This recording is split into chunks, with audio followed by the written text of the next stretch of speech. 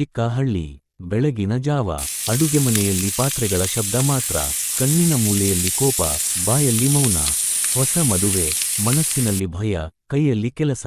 ರಾಧಾ ಚಹಾ ಮಾಡಿ ತರುತ್ತಾಳೆ. ಚಹಾ ಬಿಸಿ ಇಲ್ಲ. ಇವತ್ತಿನ ಹುಡುಗಿಯರಿಗೆ ಮನೆ ಕೆಲಸವೇ ಗೊತ್ತಿಲ್ಲ.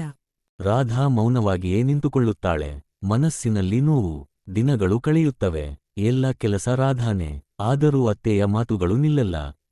ನಾನು ಸೊಸೆ ಆಗಿದ್ದಾಗ, ನನ್ನ ಕಾಲದಲ್ಲಿ, ಪ್ರತಿ ಮಾತಿನಲ್ಲೂ ಹೋಲಿಕೆ. ಒಂದು ದಿನ ರಾಧಾ ಅಡುಗೆ ಮಾಡುವಾಗ ಕೈ ಸುಡುತ್ತದೆ. ನೀರು ಕಣ್ಣಲ್ಲಿ ಬರುತ್ತದೆ. ಅತ್ತೆ ನೋಡಿದರೂ ಹೇಳುತ್ತಾಳೆ.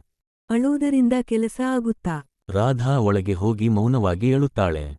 ಅದೇ ರಾತ್ರಿ, ಮಳೆ ಜೋರಾಗಿ ಸುರಿಯುತ್ತದೆ. ಅತ್ತೆಗೆ ಜ್ವರ ಬರುತ್ತದೆ. ಯಾರೂ ಮನೆಯಲ್ಲಿಲ್ಲ. ರಾಧಾ ಓಡಿಬಂದು ಅತ್ತೆಯ ನೆತ್ತಿಗೆ ನೀರಿನ ಪಟ್ಟಿಡುತ್ತಾಳೆ.